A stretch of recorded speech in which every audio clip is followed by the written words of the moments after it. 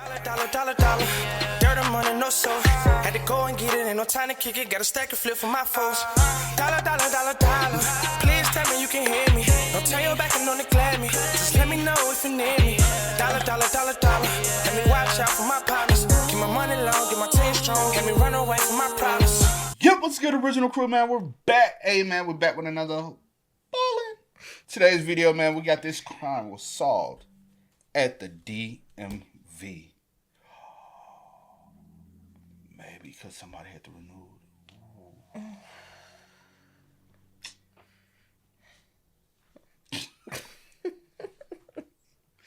Hey, with that being said, before we get into it, make sure y'all check out the links in the description box. Down below. You already know where to go if you want a first part. You got to do it. Check out down below. Also, if you enjoyed today's video, liking it with a thumbs up. As always, man, y'all continue to sub up, man. We're trying to reach that goal. Y'all know the goal is 300K. We're trying to get there by sometime of the summer. Also, we always got to continue to shout out the comment of the day. We highly appreciate y'all, man. But let's get it. Let's check this out. Let's see what's about. You ready? I'm ready. On April 29th, 2002, in the small town of Pataskala, Ohio, a social worker sat on the floor with a 2-year-old girl. This little girl's mother had unfortunately been murdered in their kitchen just the night before, and police thought this little girl might have actually witnessed the crime. And so now the social worker was trying to get this little girl to see if she could remember if anybody else was here the night before. And at first, the little girl just clutched her stuffed animal and didn't say anything. But eventually, after some gentle prodding, the girl nodded, and then she uttered a name that would turn her family's lives upside down. But before we get into today's story, if you're a fan of the strange, dark, and mysterious delivered in story format, then you've come to the right place, because that's all we do, and we upload 2, 3, even 4 times a week. So if that's of interest to you, please ask the like button if you can borrow their car. And when they give you their car, responsibly use it. But when you give it back, be sure to remove the battery and their key fob. Also, please subscribe to our channel and turn on all notifications so you don't miss any of our uploads. Okay, let's get into today's story.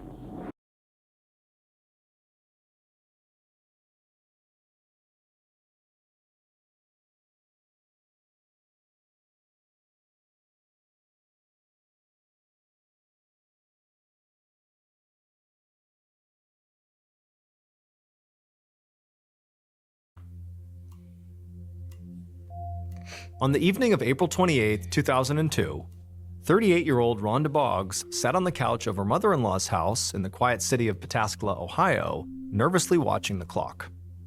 At her feet, her 2.5-year-old daughter, Amanda, was playing with a stuffed animal. It was 6:30 p.m., and Rhonda's husband, Dave, was supposed to call any minute. Dave was currently being incarcerated at the county jail. Dave had been sentenced to 2 weeks behind bars for failing to pay child support to one of his exes. And while Rhonda was obviously not thrilled about this, she also knew she should not be surprised. When Rhonda had first met Dave about 12 years earlier, it was his carefree personality that she had really fallen in love with. He was in a rock band, and she had loved going to his shows and dancing in the front row. It all felt glamorous and exciting and like they were going to stay young forever. But now they were both 38, with a toddler to look after and bills to pay. And Dave, he really just kept on partying and playing rock star, while all their responsibilities sort of fell to Rhonda. She had barely been to any of his shows since Amanda had been born, in part because it wasn't really the kind of scene you could bring a baby to. A lot of the guys Dave hung around with were hard drinkers and drug addicts and ex-cons. And so now, after almost 4 years of marriage, Rhonda was finally starting to see Dave for what he was, which was not carefree. Dave was really just kind of reckless. The phone rang and Rhonda picked it up. And as expected, it was Dave. And what Rhonda really wanted to say to him was that she was upset and seriously considering divorce, and that in fact, she'd already taken his name off her retirement plan. But at the same time, she saw her mother-in-law standing in the doorway, clearly listening. And so instead of saying what she really wanted to say, she just said, "Hey Dave, how are you doing?"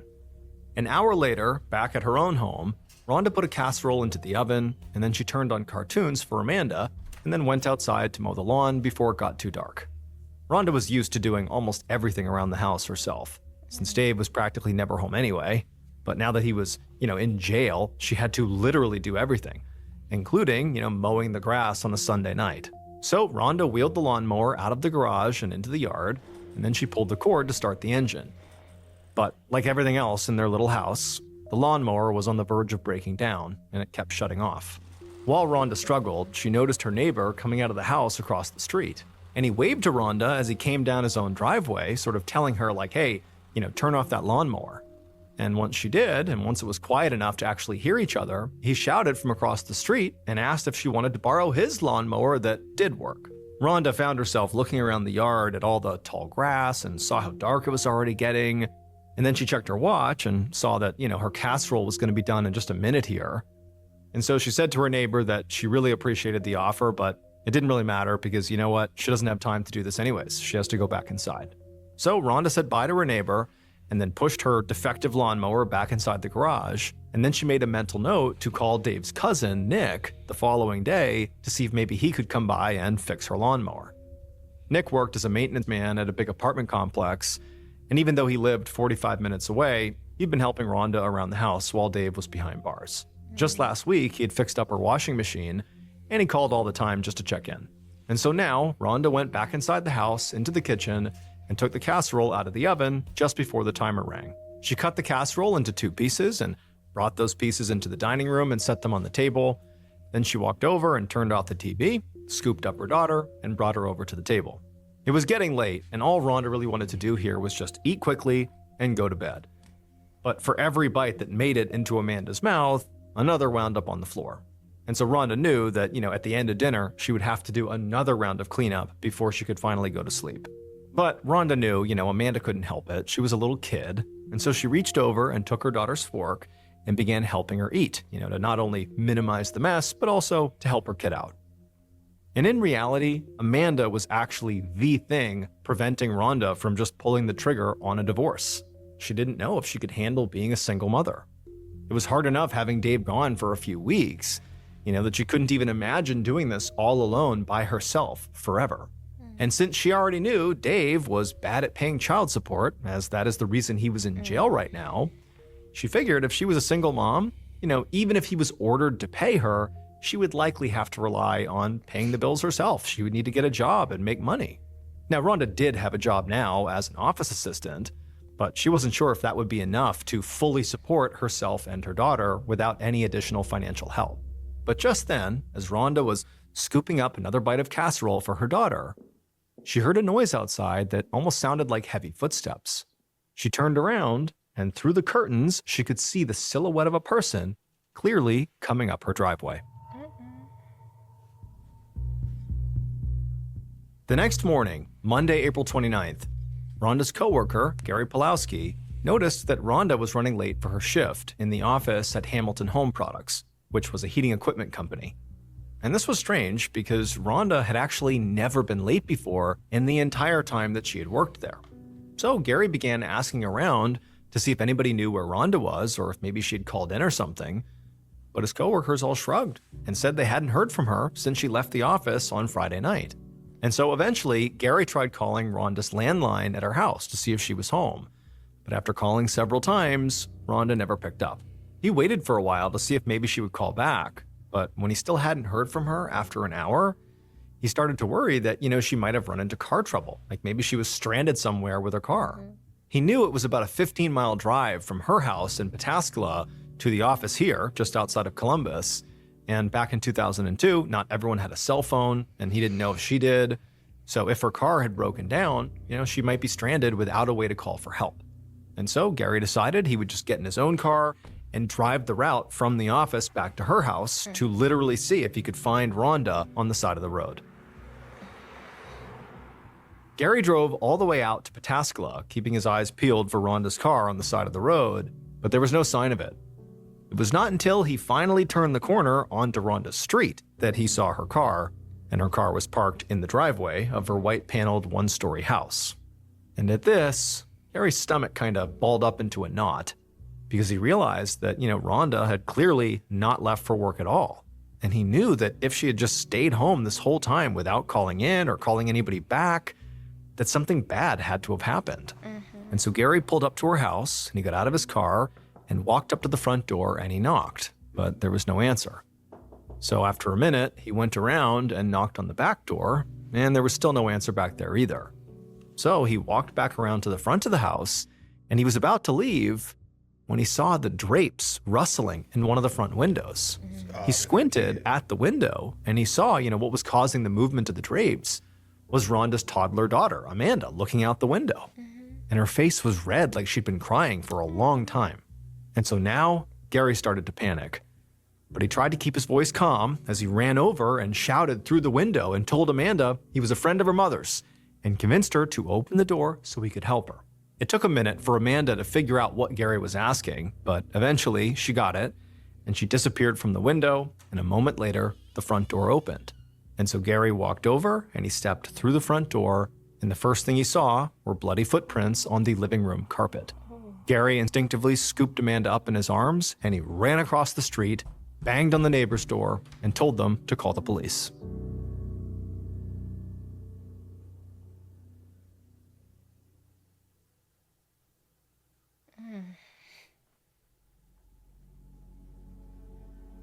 Not long after, Pataskala police would arrive at Rhonda's house, and they would search the inside, and they would find Rhonda, and she was found stabbed to death in her own kitchen. This was the first homicide in Pataskala in 6 years, and there were only 17 officers in the whole police department, and the crime scene unit was run out of a refurbished ambulance. So Police Chief Chris Forshee didn't have a ton of resources to throw at this case, but he called in all available officers and sent them to the crime scene. And then he headed out there himself to make sure they did the job right. By the time Forshee pulled up to the house, his officers had already sealed off the perimeter. He ducked under the crime scene tape, walked inside the house, and followed the sound of footsteps and clicking cameras into the kitchen, where a woman was lying in a pool of blood on the tile floor. An officer told Forshee that the victim had been identified as Rhonda Boggs, and it was her coworker who had come to check on her when she hadn't shown up for work that morning that ultimately prompted a 911 call that led to the discovery of the body. The officer also told Forshee that Rhonda's toddler daughter had been found, uninjured, in the house with her body. And so Forshee knelt down to examine the body. And right away, he saw at least, more than a dozen stab wounds on Rhonda's head, her neck, her chest, and her shoulders. The sheer number of wounds and the blood all over the kitchen suggested there had to have been a struggle, and that from the looks of it, Rhonda had fought very hard with her attacker. The remnants of what appeared to be a casserole were sitting on the stove, and Rhonda was fully dressed. So Forshee figured the crime must have happened sometime before she went to bed, so between dinner and bedtime. And then Forshee wondered if, her poor daughter had been awake, or maybe even in the room when this happened. After the scene had been photographed, Forshee gave the green light for the coroner to actually physically lift Rhonda's body up off the ground onto a stretcher. And when the coroner's staff hoisted her up, Forshee noticed something lying underneath her body. It was a steak knife with blood all over the blade. Forshee looked around the kitchen and realized the black handle on that knife matched the set of knives on the countertop. It appeared that Rhonda had been killed with a knife from her own kitchen, which meant her killer did not show up to the house with their murder weapon. This suggested that this murder was likely a heat-of-the-moment crime, rather than something that had been planned out. While Forshee's officers finished collecting forensic evidence in the kitchen, Forshee himself walked through the rest of the house. It looked like it had been completely ransacked. The jewelry box in the bedroom was empty, and the dresser drawers were open, and piles of Rhonda's clothes were strewn all over the floor. And then in the dining room, they found a purse that had been overturned with all of its contents spilled out, and clearly it looked like somebody had been sifting through it. And so Forshee thought that, between the sort of ransacked appearance of the house and also the weapon of opportunity, that it seemed like this could have been a robbery gone wrong. However, there was one factor that did seem to complicate things, or at least make it seem like this could have been something else, and that was that there was no sign of forced entry. Just then, Forshee heard a commotion near the front door, and so he walked over, and he saw there was a woman trying to push her way into the house. And her face was all red, and she was crying, and she was shouting at the officers, demanding to know what happened. Forshee took this woman outside and tried to calm her down, and she would eventually tell him that her name was Kim Davis, and she was Rhonda's sister. Once she'd caught her breath, Forshee explained to her what he already knew, which was that unfortunately her sister Rhonda had been found stabbed to death inside of her home, and the running theory at this point, at least his theory, was this was a robbery gone wrong. And potentially, because there was no sign of forced entry, it could indicate that it was somebody that, Rhonda potentially knew and who she would have, let into the house if she saw them. Now, Kim was obviously extremely upset by this, and so for a minute, Forshee just consoled her. But he really needed to kind of press this investigation. And so once she had kind of calmed down a little bit, he asked her if she knew of anybody who might have wanted to hurt Rhonda. And Kim immediately said no. She couldn't imagine her sister having any enemies. But after sitting with that question for a moment, Kim said that actually there was one person who might have had a problem with Rhonda, and that was her husband, Dave. Kim said that Rhonda and Dave's marriage had been on the rocks for a while, and in fact, Rhonda had told her recently that she was thinking about getting a divorce. But Kim said, Dave actually is currently in jail, so I don't see how he could have done this. He was literally in jail at the time this happened. Still, though, she thought it was possible that, Dave could have been involved one way or another. He might have paid somebody to come here and do this, or maybe put one of his friends up to it. Forshee promised Kim he would look into this, but he was already feeling pretty skeptical. I mean, if Dave couldn't even pay child support, what was the likelihood that he was able to afford a hitman? And also, the murder weapon appeared to come from Rhonda's kitchen, and so that didn't really suggest that the suspect had been planning to kill her when they got there. So again, sort of takes away from the idea that a hitman was used in this murder. But at this point, Forshee thought their best chance to figure out what actually happened here was actually to speak to the only other person who was at the scene of the crime that they knew about. And that was Rhonda's own 2-year-old daughter, Amanda. That's what I was going to say. With this case, it's all about, who will she feel comfortable enough allowing in her home? That also will get close enough to her inside her kitchen and late at night. So you got all those factors. It's nighttime. Mm-hmm. I'm going to let you in my home and close enough in my kitchen as well. Right now, you got the cousin Nick. He's been coming over there recently. He did state that the mother-in-law was over there earlier that day, right? I don't know if it's that day, but I know when she had got the phone call. She got the phone call, whatever day it was. But yeah, so I don't think it would be the mother-in-law. No, I'm just because you would have left the child there. No. I'm not saying it's the mother. You asked the questions. I'm just saying everyone that should be comfortable enough. Yeah. I'm saying as far as comfortable enough where they would. But the only name we know right now is Nick. Not saying.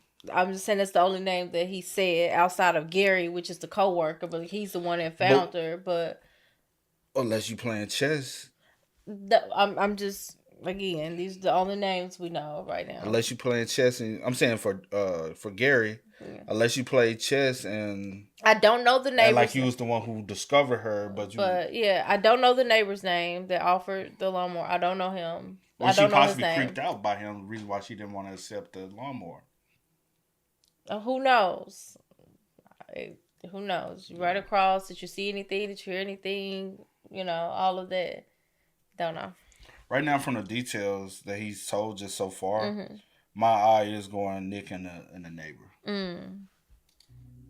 Later that day, a social worker from Child Services pulled up outside the house, and Forshee walked out to greet her. And he said to her that before she took custody of Amanda, he was hoping that, she could help him talk to this girl and see what she knew about the murder, because she was here, when it happened, and there was nobody else who witnessed it but her. The social worker nodded, and so Forshee took her across the street to the neighbor's house, where Amanda had been staying all morning. Now, Forshee didn't know if this little girl would be able to tell them anything at all. Of course, she could be in complete shock. She's also 2. And he also knew that even if she did tell them stuff, they wouldn't necessarily be reliable because, again, she's 2 years old and she very likely is in shock. But regardless, Forshee knew he had to try. So he stood in the corner of the living room while the social worker sat down on the floor with Amanda and asked her what she had seen the night before. And to Forshee's surprise, the little girl looked up at the social worker and she jerked her little hand toward her neck in what looked very much like a stabbing motion. And then in a quiet voice, she said her mother had fallen down and gone to sleep. Then the social worker asked her if anybody else had been there. And Forshee felt himself holding his breath, waiting for Amanda to answer. And there was a moment of silence before Amanda said, "Uncle Nick." A few hours later, Chief Forshee was still at the crime scene when two officers pulled up in a cruiser and took this grungy-looking man out of the back seat and escorted him into the house. This was not the Uncle Nick that Amanda had named.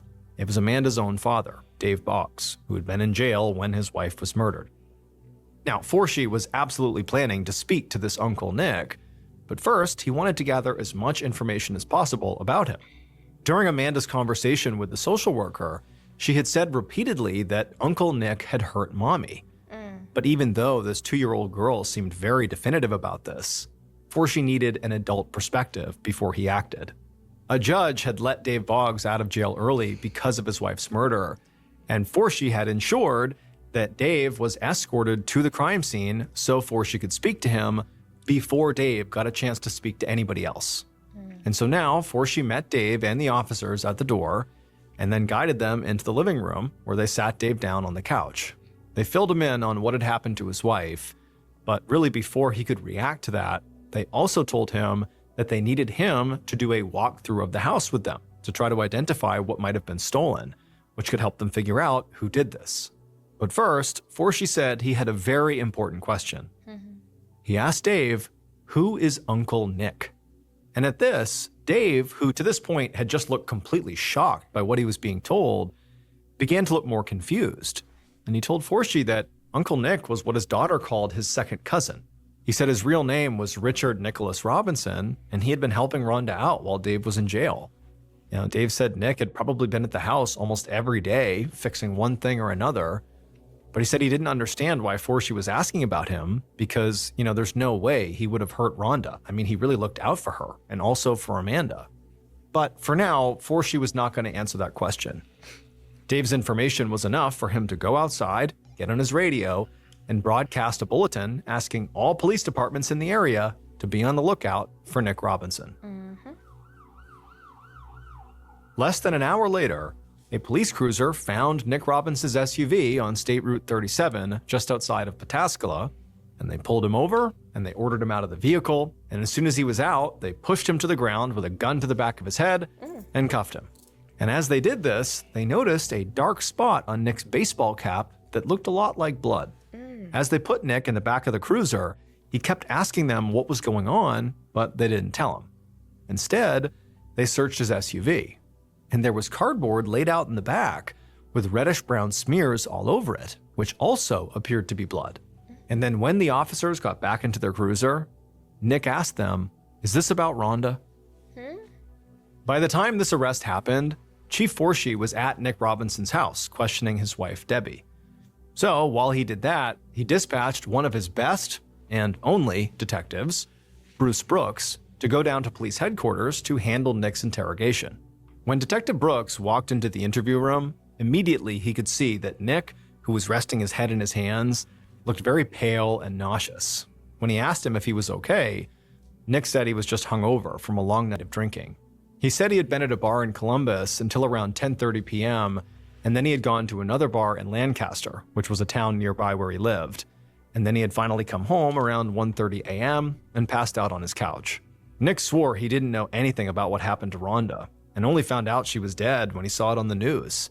And as for the blood the police found in his SUV, he said it was just animal blood from a hunting trip.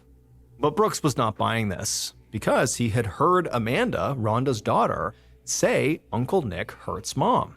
And while, of course, you can't take a 2-year-old's testimony as absolutely reliable, but when she had said it, she said it very definitively and even gestured at her neck like she was stabbing herself. And Rhonda was found stabbed to death. So he asked Nick, if his alibi essentially was that he was too drunk to have committed this murder, well, then how could he be sure, given he was too drunk, that he hadn't killed Rhonda in an alcohol-fueled blackout? If he can't remember, it's just as likely that he could have done it. But Nick just shook his head and said no. And no seemed to be Nick's answer to just about every question Brooks asked him. And eventually, the detective got frustrated, because basically everything he asked Nick, he denied. And so eventually he told Nick that Rhonda's daughter had seen the whole thing. and he told him to imagine that little girl on the witness stand, having some defense lawyer poke and prod her about the most traumatic event she had ever experienced, the murder of her own mother. And when he said that, a crack seemed to appear in Nick's sort of outward demeanor of denial, like clearly he saw how awful this thing really was. And then finally, a little after midnight, so 6 hours into this interrogation, Nick just agreed to take a lie detector test. And when the results came back, it showed very clearly that Nick had failed. He had lied. But instead of confessing at this point, Nick dug in and swore up and down that he really was innocent. So Brooks pulled out the last threat he could think of, which was that if Nick didn't confess now, he could be looking at the death penalty. And at that point, it was very clear. Nick cracked. Like, that absolutely affected him. And so after a long silence following this threat of the death penalty, Nick said that, maybe he did have something to do with what happened, but he just couldn't remember it. From there on, Brooks kept on pushing and pushing until around 5 a.m. when Nick finally completely broke down and confessed to the murder. He said he had gone to Rhonda's house in between the 2 bars that he had visited, and he tried to kiss her. She pulled away and she grabbed a knife, and when Nick tried to take the knife from her, he said he accidentally stabbed her. As the sun came up, officers drove Nick to the Licking County Jail and officially booked him for Rhonda's murder. Do you believe that, though? Did she have... How many stab wounds did she have? It says several. That's what... Yeah. So... Do you believe that, though? That it's only one time, or believe his story beforehand? No, I'm saying believe that he's... Because I'll say this. I have heard people, after so many hours being in the interrogation, just say, yeah, whatever. And they come up with this story. Oh, that's why I'm like, believe what? That he did it? Or believe... Yes. Yes, I kind of do. But then again, I don't know. Like... I kind of do, yeah. I could see it, because that's what my mom went to from the jump. Like, but there are times where people are coerced to a confession, led into a confession because you tell them all these details, and then they just, I did it. I did it the exact way you were saying I did it. They don't know no details. The only details they know is based off of what you have presented them. Mm-hmm. But I don't know, I'm 50-50. It makes sense. He is somebody I feel like she will open the door, allow in to get close enough to. He has been spending a lot of time around since Dave has been, but it's only been 2 weeks. But we have seen where people are obsessed with a family member's significant other, whether it's male or female. They by spending so much time with them, starts to get obsessed with them and stuff like that. So that does happen. Yeah, it definitely does happen. I do want to know, because he said that he stabbed her, right? Mm-hmm. Making it seem like it was just singular one time. It was stated that she had multiple. I do want to know, did y'all tell her that she was stabbed? Was it, because he said he seen it on the news. So I wonder, did the news state that she was stabbed? That was like the cause of death? Because I'm just wondering how he know that part. They say he just stabbed her. He didn't even say where he stabbed her at. But I'm saying to know that she was stabbed, because it could have been from a gun. It could have been. But also they said... That's what I'm asking you. I was trying to... If you let me finish my statement, I'm saying they say that the little girl saw you stabbed her mom. Her mom just... Okay. And so he'll get the idea of the stabbing from even them leading information to him. He might not know. That's what I was saying earlier.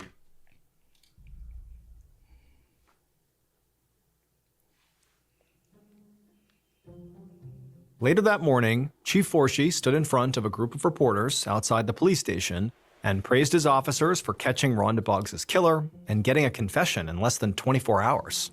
But later that week, Detective Brooks was in his office wrapping up paperwork when a secretary stuck her head in the door and said there was somebody on the phone for him. Brooks picked it up, and the man on the other end of the line introduced himself as Bob Cisco. And he said he was the bandmate of Rhonda's husband, Dave Boggs, and he did not think Nick was guilty of this murder. Bob said on the evening that Rhonda was killed, another one of their former bandmates, a guy named Chris Williams, had stopped by his house. And Chris had seemed very nervous and sort of keyed up. He was pacing around and smoking cigarette after cigarette, and it just seemed like he was very mentally preoccupied with something. Now, Bob said Chris had actually in the past already robbed Rhonda and Dave's house. He had stolen a bunch of band equipment and sold it for drug money. That's another thing I forgot, that the house was robbed. I forgot that the house was robbed too. So that is a key thing. Go ahead. Oh, no, go. Keep finishing. Then I'll elaborate.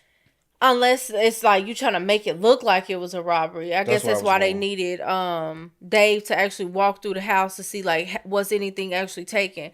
Cause why would, like, if you so drunk, I'm not thinking about robbing the house. I'm talking about Nick. Yeah, if he said he was so drunk and all it is, so I'm just like, because y'all could have searched. Because y'all could have also got a search warrant for his crib and searched his home and see if he had any valuables that appears to not belong. Like, is there any valuables of another woman if you don't stay with another woman, or is it valuables of something that would be able to be traced back to Dave and yeah, or even in your car? Because if you rob, I mean, you just got it in the car. You so drunk, then you go home, pass out. You forget that this stuff even. You know what I'm saying? I forgot that is a key thing, that the house was possibly robbed. Mm-hmm. Like, I'm like, why would you over there all the time? I mean, yeah, you can scope stuff, but I mean, this your cousin. I don't feel like you would have like. Family do rob people, but do stage scenes. Yes, we know that from doing body counts. People will stage a scene to make it look like a robbery and and throw people. But typically, with a lot of times, like you said, they had Dave walk back through the home to verify. Even though it looks like a robbery, is anything really missing? Because people have staged a robbery, but there's nothing missing. Right. So we know it wasn't a robbery. And the only thing that's throwing me off from Nick as well is the fact that he only said a singular time that he stabbed her, which we know that that's not true, because we know she was stabbed multiple times. How long have he said it? How long have Rhonda and Dave been together? Did he say 15 years? Rhonda and Dave? Yeah, I didn't write that down. Mm-mm. But they do have, because Dave did used to be in a band, right? And if they have been together for a long, extensive period of time, then that means these guys would have been comfortable. They probably have came to the house. Mm-hmm. Rhonda would be comfortable with these guys to allow them to come in the house, or say, "Hey, Dave sent me to come check on you to get in." You know what I'm saying? Dave's house. He had stolen a bunch of band equipment and sold it for drug money. And so when Bob Sisko saw on the news that, Rhonda was dead and her house appeared to have been robbed, he couldn't shake this feeling that Chris might have been involved. It just seemed too similar to be a coincidence. Brooks wrote all this down and thanked Bob for the information, but he wasn't sure how seriously to take this tip, since they already had a confession from their primary suspect. But he spoke to Forshee, and the chief decided to go ahead and re-interview Rhonda's 2-year-old daughter, just to cover their bases. A few days later, so about 2 weeks after Rhonda's murder, Chief Forshee waited by the phone in his office, anxiously watching the clock. He knew that the social worker who had spoken to Amanda the first time was in the process of interviewing her a second time, and any minute now, this social worker should be calling him with an update. Now, Forshee was hopeful that the little girl would just repeat the same story that she had told on the day of her mother's murder. But when his phone finally rang and Forshee picked it up, he learned that that is not what happened. The social worker said that this time, when she asked Amanda who she saw on the night of the murder, she did not say anything about Uncle Nick. Instead, she said, Bob did it. When Forshee heard this, he immediately got a pretty anxious feeling. He'd been afraid from the beginning that, a toddler was not a reliable eyewitness, and she could just be throwing out whatever names popped into her head. But he also thought it was a very strange coincidence that of all the people she could have named other than Uncle Nick, she said Bob. The same guy who had just called the station trying to, cast blame onto some other guy the police had never even heard of. Something just felt off. But as Forshee thought about it, he decided, it didn't really change anything. Nick had already confessed, like he said he did this. So they didn't really need Amanda as a witness to make the charges against Nick stick. 5 days later, a grand jury officially indicted Nick on murder charges. And to the huge surprise of investigators, Nick pled not guilty. So he was now claiming he had given a false confession. and that he was not Rhonda Boggs' killer. That happens a lot. It happens a lot. About 7 months later, in December of 2002, a man named Matt Sauer stepped into a bar called Merry Melodies in Columbus, Ohio. He went up to the counter and pulled a manila folder out of his messenger bag, and he asked the bartender if he recognized the man in the photograph inside. The bartender looked down at the photo for a second and then looked back up at Sauer and nodded and said, "Yes, that's Nick Robinson. He was here 8 months ago, on the night of the murder, and I've been waiting for you guys to come here and talk to me about it, because I know he was here on the night of the murder." Sauer was kind of caught off guard by how sure the... Can they be able to go and determine the time of death? Mm-hmm. But they have to wait for an autopsy to go through and all that, right? Mm-hmm. So even if Nick confessed, right, and with the autopsy being able to examine and say, hey, cause of death, and if y'all able to determine the exact time, then we can match up and see when, or a time range. Now we can follow up, say, hey, was he at this bar during this amount of time? This is 2002. You know what I'm saying? So technology was a little bit there. Not as much as we got now, but it was a little bit there. I'm sure somebody is able to show some type of proof. Yeah. Because I'm wondering, I'm like, okay, we know he was at the bar. I don't know what time he actually, but at 10:30 he was at the bar. 11ish, still at another bar, because he said he went to another bar. 1:30, He arrived at home. Crashed. What if she was killed at 9 o'clock? If he had been at the bar, that automatically kills the confession. Because I'm like, it got to be between, 7 and... Because I'd it was say kind of between right after 7 and 9. It was 7 right and after they 9:30. ate the casserole. Because the Yeah. casserole was still there. Right. It was still out. Everything's still out. So she hadn't put anything up yet, right? Yeah.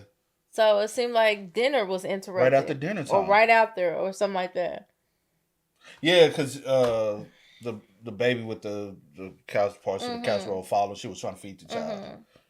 So, yeah. So he would have been at the bars, right? Because it would have either happened before or it would have happened... I'm saying before he went to the bar or while he was at the bar. Mm-hmm. Not in between, because she would have put the casserole up. Yeah. So, that's on that.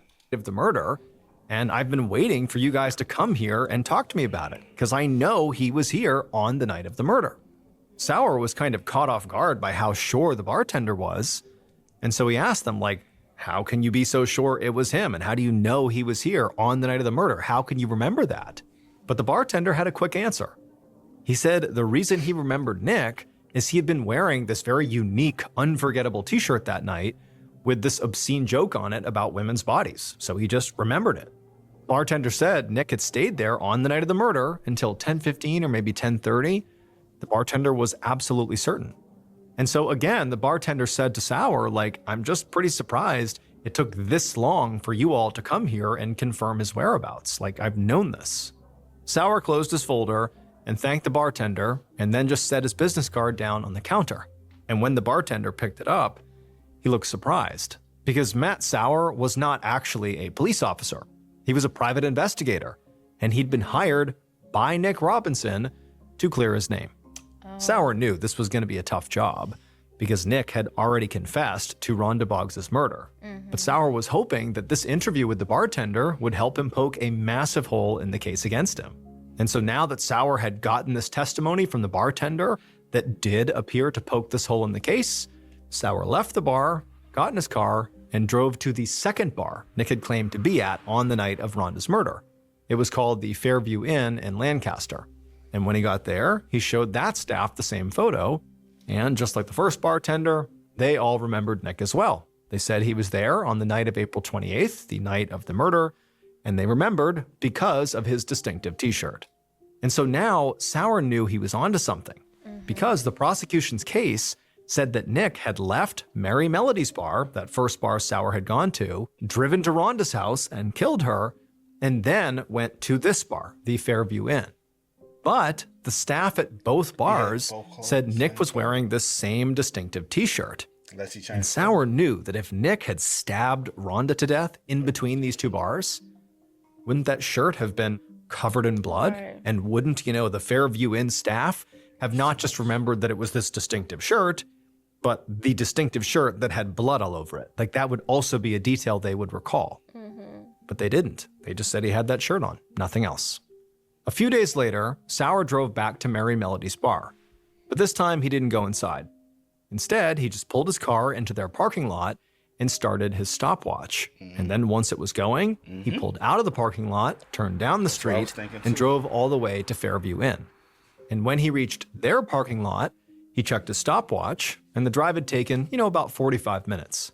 The prosecution's case against Nick had him leaving Mary Melody's bar, murdering Rhonda, and driving all the way to the Fairview, all within 30 to 45 minutes. But Sauers' experiment here with his stopwatch proved there was simply no way for Nick to have driven all the way to Rhonda's house, committed the murder, and then made it back to the Fairview Inn in that same window of time. It just wasn't possible, which meant Nick's alibi was airtight and he could not have been the killer. Now, Sauer just had to figure out who actually was. Matt Sauer. Yeah, Nick is innocent. No way. No way. You see where Lancaster is? You see where there's 45 minutes? No. And then go to Rhonda's crib? And then go to the second bar? Within 30 to 45 minutes? I wonder where did Nick actually live as well? You get what I'm saying? It's just too. It just doesn't make sense. But like I said, some people have said they have given false confessions just due to the lengthy period of interrogation. He's been interrogated exhausted, they just want it to be over. Yeah, he confessed at 5 a.m. He hasn't been asleep. How much has he ate? How much has he drunk? Yeah. Have he had any bathroom breaks? Yeah. Has he got up and got out the room? Yeah. Have y'all allowed him to take because that's why some people say, hey, can I get a smoke break? Not because I want to smoke. I just want to get up out this room for fresh air. So they want to go outside, take a little smoke, then come back. If he, some people just say, hey, let me just say whatever y'all want me to say so I can get up out of here. Yeah. And I'll try to figure it out later. Not knowing that's nail in the coffin for some people. Yeah. They ain't even do a proper investigation. Do you truly take the word of Amanda though? 100%? I mean, you do have to take it with a grain of salt. She's two and a half years old. She's a child, a baby. She's two. She's a toddler. Yeah. And she's saying these names because these are names that these are people she know or that has been over. So but she did say Bob's name. Right. What is Bob's middle name? Oh, I don't know that much. But they don't call him by the middle name, right? They call him Bob, right? Never know. Sometimes you got multiple names. You might call someone. Yeah, but and if this is her dad's former bandmates, he might say, "Hey, this your uncle. This is uncle. This is uncle. This is not." Because she even said Uncle Nick. Nick is not even her uncle. Nick is the cousin. So why would you say Uncle Nick? But if this is Dave's bandmates, well, the dad did say that's what she calls him. Okay, sure, okay, yeah. And some people do you can be a cousin, especially if you're an older cousin, you call him uncle. True. That's true. Yeah, I agree. But also family friends, especially if these are close friends today, be like, oh, this Uncle Bob, this Uncle Chris, this Uncle such and such. They ain't no relations. It's just they're your seniors. Yeah. Or showed the evidence he had found to Nick's defense attorney, who then brought that evidence to the judge in the case. And they also asked the judge for an order to test a key piece of evidence that the Pataskala police had never even sent to the crime lab, the murder weapon. Oh. And so the judge agreed to test the knife. Okay, who is this? He did. I guess it's why he gave a disclaimer in the beginning that they working out of this. They small. They short. it's not a lot of, I don't know, because obviously but it's obviously piss poor. We ain't even try anyway. All we did was went off straight off of a Which we have coerced seen many confession. times that's not always the case. Yeah. You just, But yeah. And a month later, in January of 2003, the evidence came back from the lab, and they discovered there was DNA on the knife from someone other than Rhonda. Investigators were not sure who the DNA belonged to because back in 2003, it isn't like you had this huge bank to test it against. You basically had to test DNA one-to-one. Right. But they were able to do that with Nick's DNA and were able to confirm that it was not his DNA on the murder weapon. Right. And so this cast serious doubt on Nick as a suspect, but it wasn't enough to clear his name. Not until Sauer could figure out who that other set of DNA belonged to. Right. And so Sauer dug through the police files on the case, and he realized there were a lot of potential suspects the police had never even bothered to look at closely or at all. There was Rhonda's soon-to-be ex-husband, Dave, who'd been flagged by Rhonda's sister on day one. Dave obviously could not have committed the murder himself because he was in jail. But, like the sister suggested, it's possible he could have recruited somebody else to do it. And so all of Dave's friends, his acquaintances, the people he met in jail potentially, were suspects too. There was also Chris Williams, the former bandmate who had previously robbed Dave and Rhonda's house once before and sold Dave's guitars for drug money. And of course, there was Bob Sisko, the man who had actually called in the tip about Chris. And at one point, Rhonda's own daughter had said Bob had been in the house during the murder. And so maybe that was Bob Sisko. Any of those people could have been Rhonda's killer.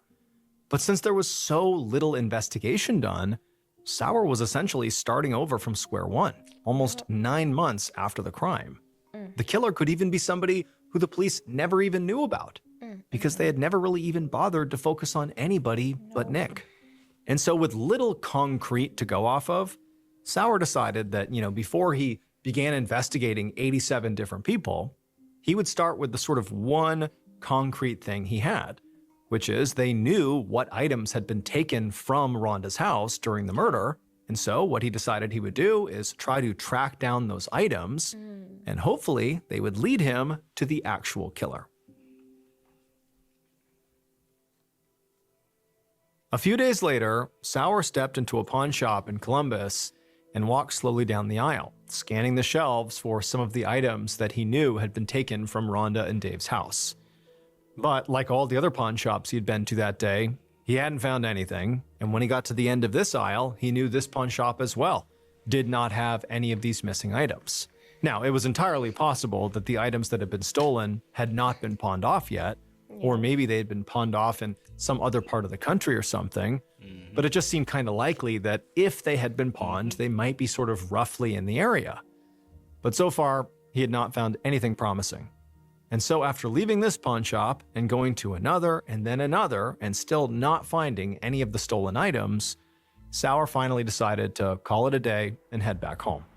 However, on his ride back home, Sauer found himself stopped at a stoplight. And as he was idling there, he just happened to look out the window, and on the other side of the road, he saw a Bureau of Motor Vehicles, a DMV. And when he saw the DMV, it was like something kind of rattled loose in his mind. He remembered that one of the persons of interest on his list had been arrested for car theft about a week after Rhonda's murder. But according to the police files, that suspect owned a car of their own, a blue Cadillac. So why would they need to steal another car if they already owned one? Right. And so on a whim, Sauer pulled into the parking lot of this DMV. He went inside and he went up to one of the clerks and he asked them to look into this particular blue Cadillac. He gave the clerk the license plate number, and he quickly found out that on April 30th, 2002, so one day after Rhonda's body had been found, that blue Cadillac had been sold to a woman in Columbus whose name was Letitia Gordon. And so Sauer left the DMV and drove straight to Letitia's house, and he knocked on the door. And the woman who opened it looked a bit scared when he introduced himself as an investigator, but she also did not seem surprised. Letitia told Sauer that she knew why he was there. It was because of the blue Cadillac that she had bought. She said that she had bought that car off a stranger right off the street who had offered to sell it to her for just $300, something she couldn't pass up. However, Hell Child, no. that alone is 300? sketchy. A Cadillac? And two, no, But it's an older Cadillac too in and 2002. nothing's But wrong with it. $300 still. yeah, I know a lot of people would have got that.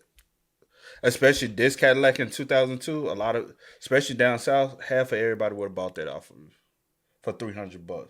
Hell, in 2002, if I had $300, I wasn't driving, I would have bought it off you for $300. Ain't nothing wrong with it. Shit, I'm gonna keep it till I do get my license. I'm gonna put a system in the back of it and ride on some white walls. I'm telling you, man. Shit, Cadillac like that, even low mileage right now, I'll buy it off you for $300. who had offered to sell it to her for just $300, something she couldn't pass up. However, when she got home with this new car, she looked inside of it and she found there was all the stuff piled up in the back of the car, which included clothes, jewelry, and a purse with somebody's photo ID inside.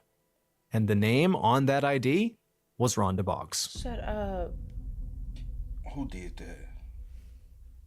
And so, with his suspicions now confirmed, Sauer was finally able to reconstruct what really happened to Rhonda Boggs on the night of April 28th, 2002.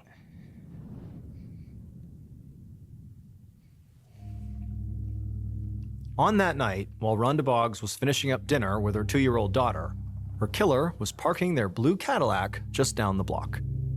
They eventually got out and stormed over to Rhonda's house in a total fury, with their heart pounding and their heads swimming, and they stomped up her driveway and they rang the doorbell. And when Rhonda opened up the door, she looked confused and a bit scared to see this person. She asked them what they were doing there, but the killer just brushed past her and stormed into her house, into the kitchen, and began digging through her purse right on the counter. Rhonda tried to stop them, but when she put her hands on them, the killer, without any hesitation, grabbed a nearby steak knife and stabbed Rhonda in the chest.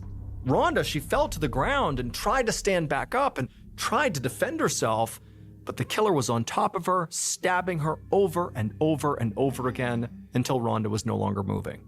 The killer at that point stood up and backed away from Rhonda's body, which was now lying there in a pool of blood on the kitchen tile. And then they just proceeded to ransack the house and stole whatever money and valuables they could find. And then as they were about to leave, they saw a toddler just standing in the hallway, watching them. The killer paid the child no mind and just hurried right past them out of the house, got back into their blue Cadillac, and spent the rest of the night on a massive drug binge. And then the next morning, they sold that blue Cadillac to a woman in Columbus on the street, accidentally leaving Rhonda's stolen purse, her ID, and jewelry in the back of that car. And nearly a year later, those items would lead investigators to the killer. Wow. The killer was Chris Williams, Dave Boggs' former bandmate who had robbed him and Rhonda once before. On the night of the murder, he was high on crack and needed money for his next hit, and Rhonda unfortunately got in the way. Chris was charged with Rhonda's murder, and on March 28, 2005, he was found guilty on all counts. He was sentenced to 20 years to life for Rhonda's murder and a total of 28 years for aggravated robbery, burglary, and escaping from a halfway house. After Chris Williams was charged, all the charges against Nick Robinson were dropped. And for Nick Robinson, this completely changed his life, not just because now he was free, but once he came back home, he stopped drinking and he returned to work, and he sued the city of Pataskala for $3 million in damages. And I hope he got every last penny. Dang. Because y'all didn't even do an investigation. No. And so, honestly, the little girl just was saying names. Just names she probably knew. remembered. She remembered probably people she liked. Who knows? Who knows? You know, we like Uncle Nick. Uncle Nick is always over. Bob has been over. You know, she know Bob name. She just saying names she know. You know, like, ugh, that's awful. But the fact that she had to see, You escaped from a halfway house, did that, all of that. All because you want to be high. Because you want to get high. You're already high, but looking for your next fix. Ain't that crazy? And Bob said, "Oh, That sounds like what Chris did to him already. Yeah, especially and that's why when he brought back up I said, "Oh dang, it was a robbery." But you want me to tell you what's so crazy? He was high out of his mind, but he still knew what he did because he's got rid of the car with everything inside. But still inside. You was just, I got my $300. So that's all he cared about. So he can go get his next fix. Wait, why you didn't sell the car in the first place? Exactly. Because you didn't even... That makes no sense. And honestly, with her being dead, you can't pawn any of her stuff. It would have tracked all the way back to you. And you took her purse with her. Hey, you are... He a junkie. Rest in peace to Rhonda. A junkie. And my heart goes out to Amanda because she 2 years old. 2.5 at the time. So she was born in 2000. Yeah, I just wonder if, sometimes memories... I'm sure I'm sure. Well, it just depends on. I'm sometimes. sure she remembers that my mom was taken, but not like the details. Yeah, At 2, she probably know, but not like. Yeah, 2.5 years. I know everyone's different, but I don't think I remember when I was 2. Let me see. I remember. I have very vague memories of when I was 3, but it's the same couple memories, nothing detailed. So, the last one we were able to find,